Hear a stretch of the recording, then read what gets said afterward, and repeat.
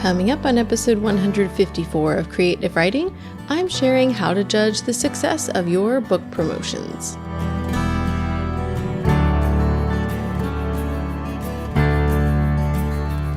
I can't go back to sleep, it's almost light. These restless thoughts have kept me up again tonight. Hello and welcome to Creative Writing. I'm your host, Kirsten Oliphant, and this is the place for you if you're a writer, blogger, or creative who wants to build an online platform without being smarmy.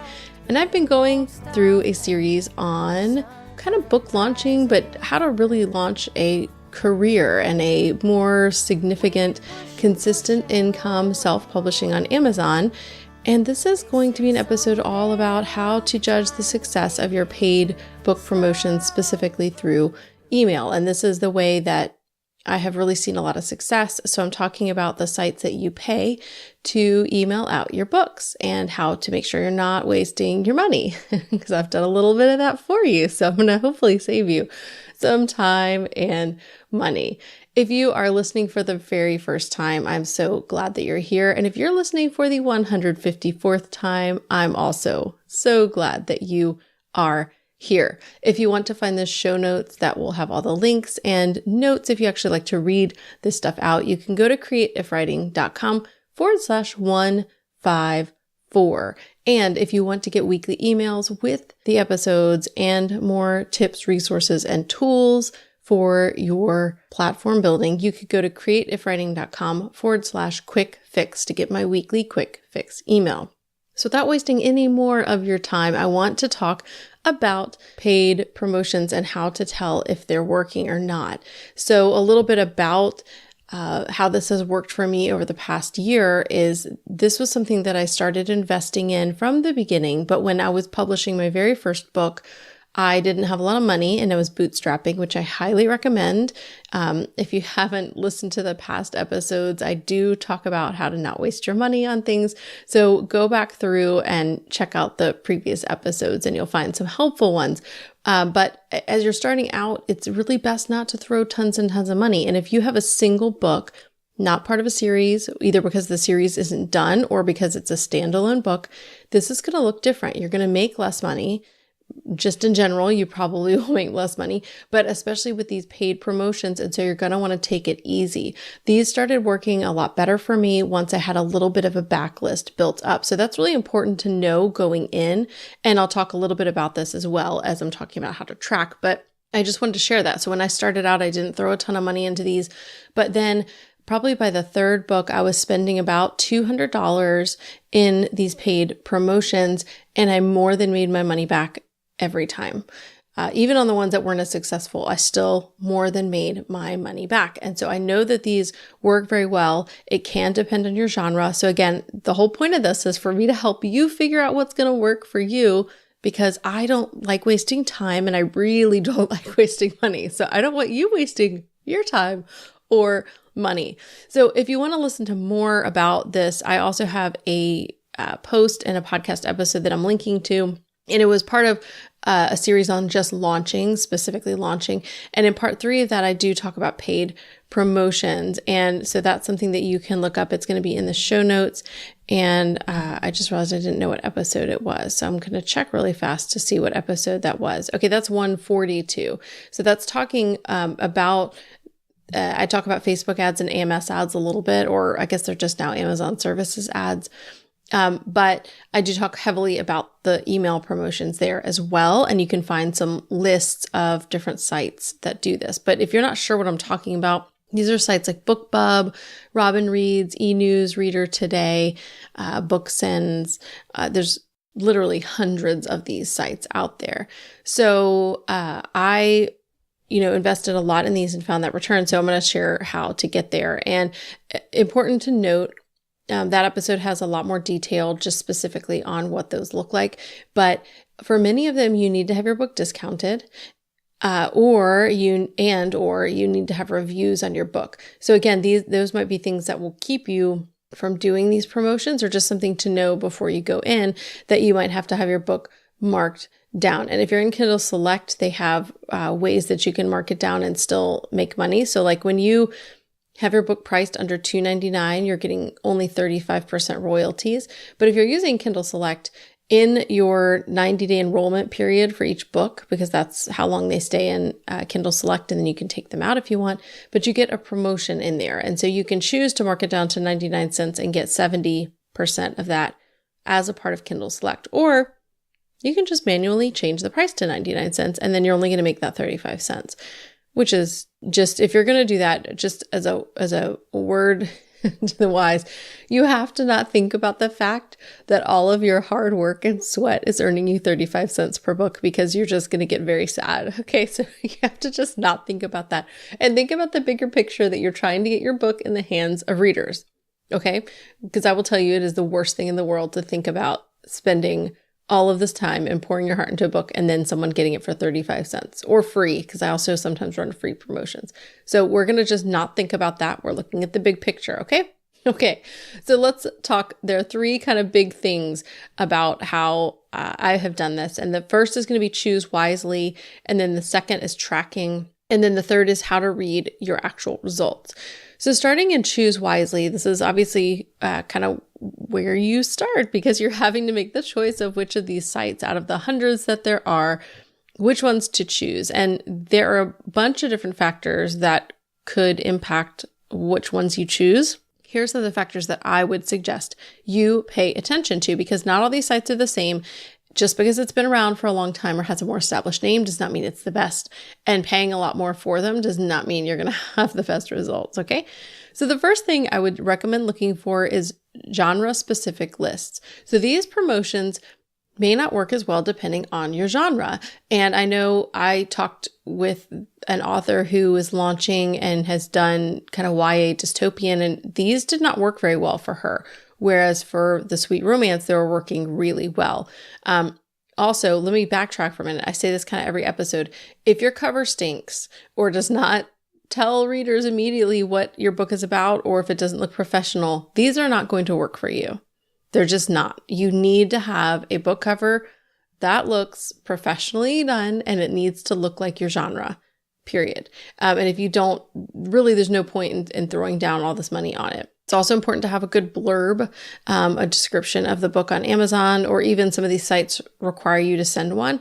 So that's something that you can look at other books again in your genre to see how they're doing this well. Okay, so that being said, so you want to look for genre-specific lists, because often those will have a better return on investment for you. In fact, to be even more specific, there are some lists, for example, there's one called Pillow Talk Books, and it's a romance, like just specific romance. However, I'm writing clean romance. Just because that list is about romance does not mean that clean romance will have the best results. And I've used it before and seen okay results, but sometimes what will happen is I'll have reviews that will say things like, I really liked this book, but it was a little boring. And if I go look at that reviewer and see what else they review, it's all romance that's steamy, as in they're looking for sex scenes and my book doesn't have any. So yeah, it might be boring for that person. Hopefully it's not boring, but it's not going to have, not if boring is the word. I've just seen reviews. I can kind of tell when the reviews are from people who do not read clean romance, and somehow they picked up my book. Even though I think the covers are pretty clear that it's not steamy romance, but they picked up the book and read it and then are sort of like, wait, I'm missing something here. So it is important to look for the genre specific lists, and not all of them have that. And that's okay. It doesn't mean it won't work, but it's just something to take into consideration. It's also, this is a huge one that I have been really paying attention to, but you should sign up for that email list. And maybe you don't stay on it, but get a couple of emails first, because what I've found is some of the sites, in fact, some of the bigger sites, actually will truncate the emails. And what I mean by that is there'll be a little tiny note at the bottom that's really easy to miss that will say, message clipped. Click here for the full email. And to see all the books that are listed, you'll have to click a link. Now, sometimes this depends on if it's a list that lets readers choose how many genres they want. And if they choose a lot, there's a lot of books. But sometimes that list is getting greedy and they are taking tons and tons of books, more than they should. And so they don't have room, and inboxes kind of kick it out. And so it gets clipped. And that is a really huge thing to note, because if you're that person that gets clipped, you're not going to make as many sales, period, because someone has to already click something just to see your book. And a lot of people don't even notice that note because they're not really very obvious. So sign up for these lists, check to see how many books they're sending. If they're sending a ton, that might not be very helpful for you. If they're clipping the messages, I don't want to pay for a service that's clipping the message where my book might not be featured. So if they do have an option to pay to have your book at the top of the list, that's important and something to pay attention to. Another thing is asking authors in your genre. So if you go into a really big group and just ask, hey, what are the sites that worked for you? You're going to get a mix of different genres. But if you can go into a genre-specific author group, so a clean romance group, a sci-fi and fantasy group, which I know those are two different things, they do get lumped together, a YA group, ask those different people and you may get very different results of which ones work. Another thing is just to keep in mind that established isn't always better, because sometimes I hear people spouting the same lists, and I have found really poor results with some of those bigger, more established lists that cost more money. There are only a few that I will actually pay more for, at least at this point, because some of them I found you pay more, but you're not actually getting more. And one last thing to consider is the customer service. And this is one you're not going to know for a while, but there's a specific site that I do not use anymore because they refuse to ever answer emails. So I shared in an earlier episode this year how I had to shift a book launch in the middle and change the cover and title because it wasn't selling and it needed an update. And I had already purchased through one of these sites, and I emailed them multiple times to let them know that things had changed, to make sure that was okay, to see if they had the correct cover and book description.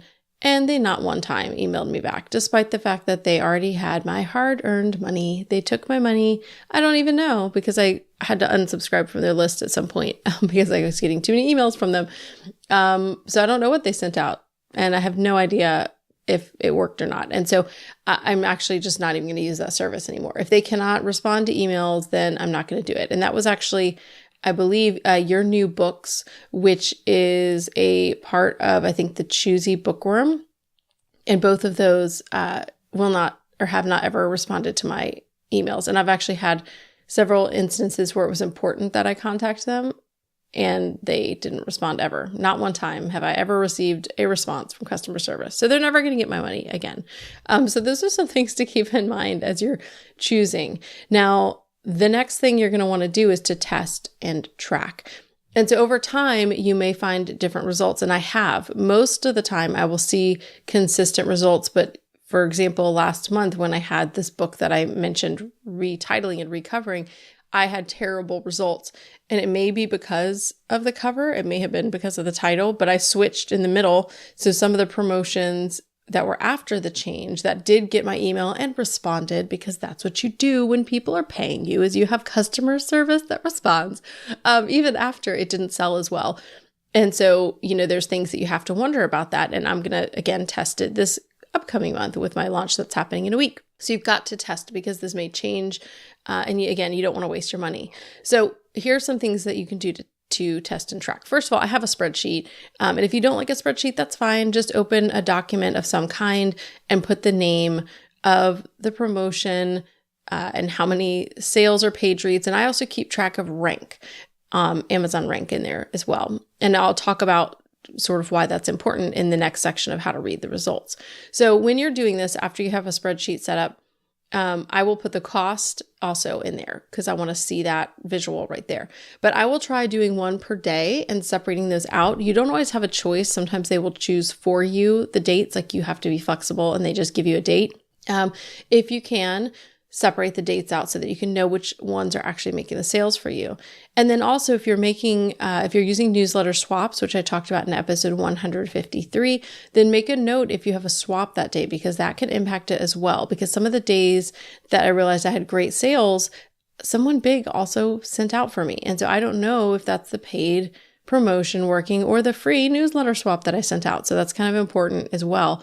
Ideally, you would separate those two things completely so that you can actually track them. But sometimes that's just not possible. If you're launching, you just might want to hit it as hard as you can for that 1 week while it's 99 cents, if that's kind of how you're launching. When you start out, It's also really good not to be running Facebook ads or Amazon services ads at the same time. In January, I had incredible results from these email promotions. And then, like I said, in February, I didn't, and actually had the worst results I've had in the past year. And in January, I was also running Facebook ads. And so it's very hard to track a lot of things with Amazon sales, especially if your book is in Kindle Unlimited, because you don't know how many people borrow it at a time. You get paid by the page reads, but the borrows help your rank. So it's very difficult to measure how many people are actually picking up your book. And so when you add in something like Facebook ads or Amazon services ads, and you're looking at that data and then looking at these email promotions, it's just really hard. And so I made sure last month I didn't run Facebook ads. And that may have been the reason that the launch was poor. We're trying it again this month without running ads on the new book. And so I'm going to see if it had to do more with the cover and title and kind of book, because that was the first non-billionaire book I've released in a while. And my books that are billionaire books are outselling everything else like 8-1. And so it may have just been that it wasn't a billionaire book. And that's what people continually read. So again, you got to test it. And these things are all the things you want to pay attention to. And kind of like I've just been talking about, you're tracking it over time. You don't want to just do it one time and then be done with it. You need to track it over time because it may change and shift. And again, you don't want to waste money. And you want to be able to say, okay, so this month, if my promotions do really well when I'm releasing another billionaire book, and they didn't do well last month without a billionaire book, and they did great in January with a billionaire book, that's telling me again what my readers want and what the readers of these email lists want. And so again, track it over time. And then how to read the results. And this can be a little bit murky. I see a lot of people just in groups saying, well, I spent $30 and I only made $40, so I don't know that it was even worth it. So let me just say, it's not necessarily a dollar for dollar thing. No, you don't want to spend $80 on a promotion and sell 5 books. I definitely would call that a failure. However, it's not just about book sales. So when you're tracking it and trying to read your results, yes, you want to track your sales. And I will do that on the day that I send it and focus on that day. But you also make it a bump in other sales from your other books that week. You also may get sales over a few days' time, because I don't know about you, but right now my inbox is up to like 400 unread. I usually keep it at 0. I like an inbox of 0. I never delete anything. So I have tens of thousands of emails. However, they've all been opened and read until I'm like about to launch something. And then there's a million emails in there and I can't look at it. So you might have people like that who are looking days later and making sales. So you have to realize that not every sale is going to be made on that day. Sometimes it's that next day, there's a little bit of carryover. If you're in Kindle Unlimited, you can also be looking at page reads that week. And so it's really hard, as I kind of mentioned before, with Kindle Unlimited, you don't get a list of how many people have borrowed your book at the same time. The borrows count towards your Amazon rank. The page reads count towards your payments. If you're not sure about how Kindle Unlimited works, it's a subscription service. You're paying like $9.99 a month to read any books that are in Kindle Unlimited. You can keep 10 at a time. So somebody may borrow your book, and that's going to help your Amazon ranking. But until they actually start reading it, you're not going to get money from that person. So it's kind of interesting how the two different things matter. You can see a record of the pages read in the Amazon dashboard, or if you're using something like Book Report, which is an extension that I currently pay for, it will tell you how many page reads you're getting that day.